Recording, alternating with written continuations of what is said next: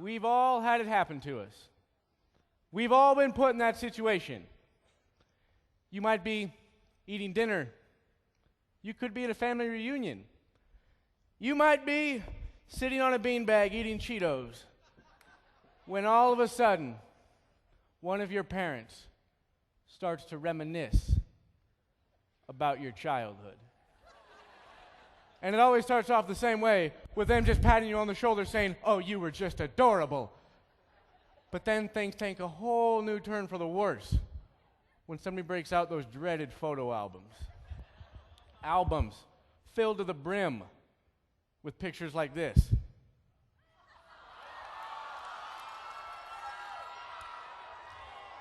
That is the first recorded picture of me in a denim jacket.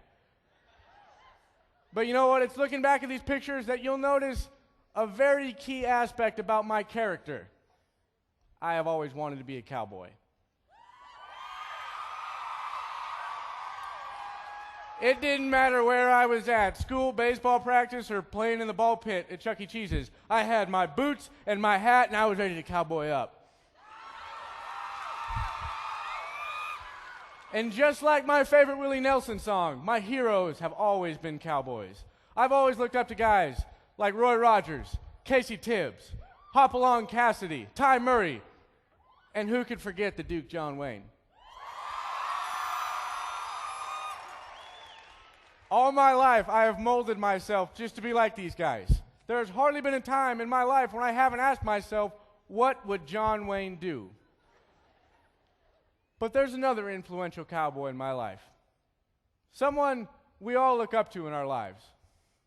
I could always count on this guy to watch an old Western with me, or sneak me out of school to take me fishing, or drive me hundreds of miles just to go get on a sheep at a junior rodeo. I have tried on this guy's boots, and I wear his chaps every time I ride. I idolize this guy. And just like my other heroes, he taught me simple things about life, like the value of being honest and the importance of defending the defenseless. He was my hero. I wanted to be just like him. But my hero had one flaw, one constant that was always trying to break him down. It wasn't really till my junior year that I started to notice a change of how I saw him. See, my hero had lived a hard life. Between the years he spent rodeoing and now the hours he spent at his job, he was in pain. Day in and day out, I saw him leave the house before the sun came up and get back long after it had gone down. And it physically hurt him. And he dealt with his pain the only way he knew how. He drank. But it wasn't so much that I noticed. It was just kind of a part of him that I accepted. Until one day we had an argument over something stupid like, where is the remote? But I remember afterwards, I saw him differently. I couldn't look at him the same. I saw that he was in pain, but I saw that he needed alcohol, and I saw that he couldn't live without either one. I had to watch as alcohol took one of my lifelong heroes and literally tore him down right in front of me. And the worst part about it was, I was powerless. Because we've all heard the same old saying, you can't change who you are.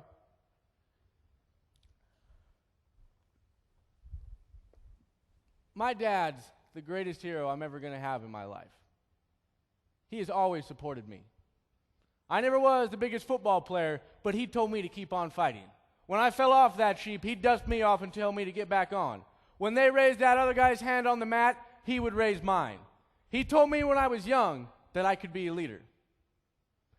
So now I'll set the stage for you again. Back to Enumclaw High School, my alma mater. My senior year, I'd been elected ASB president, captain of the wrestling team. I was that kid we all know was way too excited to be at school. I was two-strapping it all hours of the day.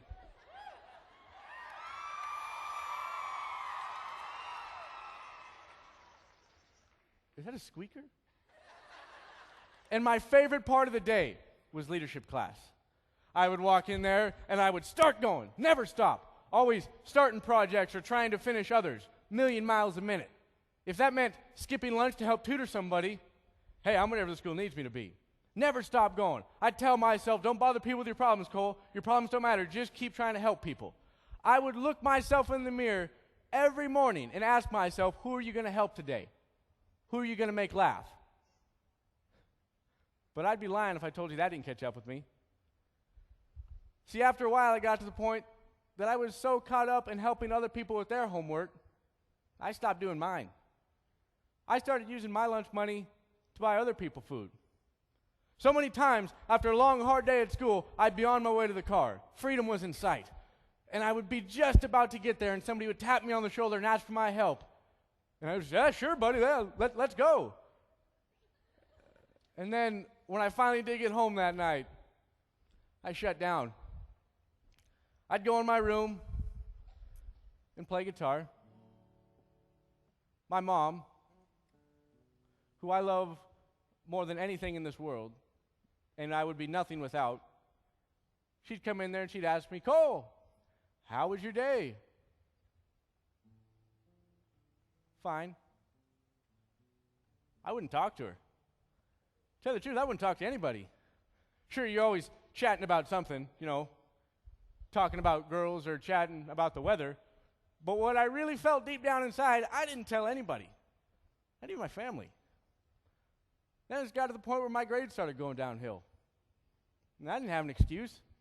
I didn't know what to say. My ag advisors, my parents, my teachers, they all asked me, Cole, what's wrong? How can we help you? Help me? Since when did I ever ask for your help? Who told you to worry about me? This is not your problem. I dug myself into this hole, and I will dig myself out of it. But I didn't. I kept going downhill. I became a terrible son, a horrible student, a worse friend, and even worse brother. But how could I change that? God, it'd been so long I couldn't even remember the last time I wasn't like this. At night, every day, I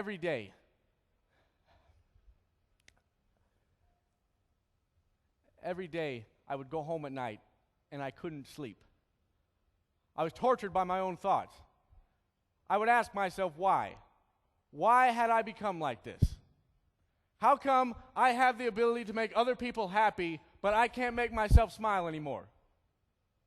I was so convinced that nothing could change me. Nothing could help. I stopped believing in everything. But worse than that, and what kills me the most, is that I stopped believing in myself. And I would have kept going too. Until my dad proved something to me. Now, I'm not sure where I heard it, but I remember hearing that the best foundation in life is rock bottom.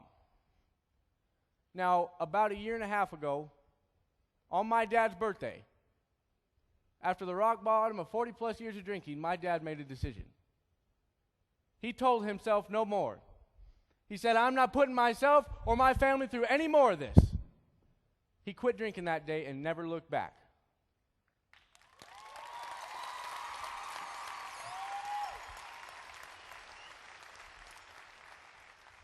That right there was the greatest gift a hero could possibly give. He proved to me what can happen when you decide. So many times in life, I've heard people hit what they think is rock bottom. And all they can do is throw up their hands and say, well, can't change who we are. I guess that's just the way it is. I know. I had told myself that. I was the ASB president, and I failed leadership class my senior year. Not even leadership class, I failed a couple classes my senior year.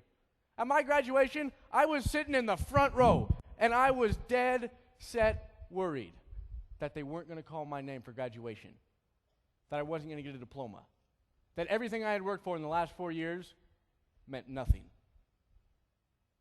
But I made a decision. I still remember it.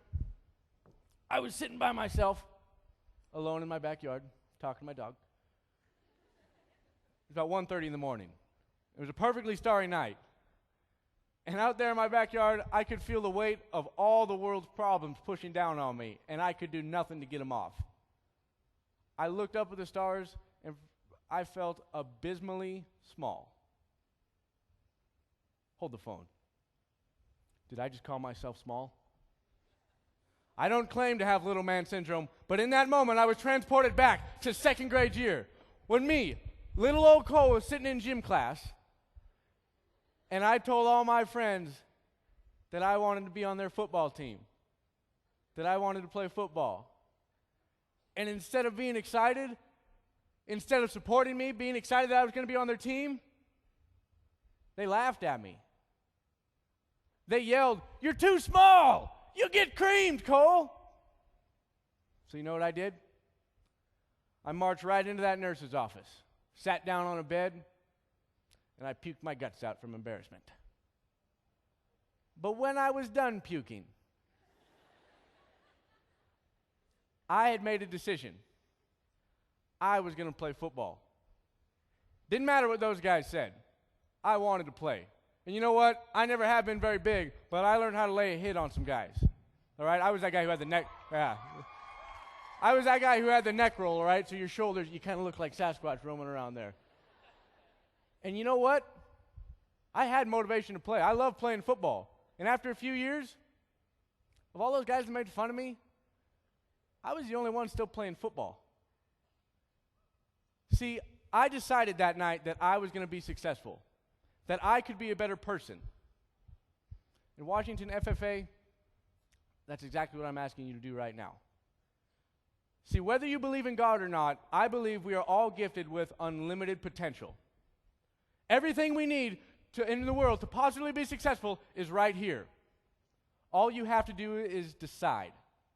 When you decide with your entire being, with your whole heart, nothing can stop you. My dad proved that to me. I decided that night that I was going to be successful. And you know how I know I was successful after that? Because I took a look at who I look up to now.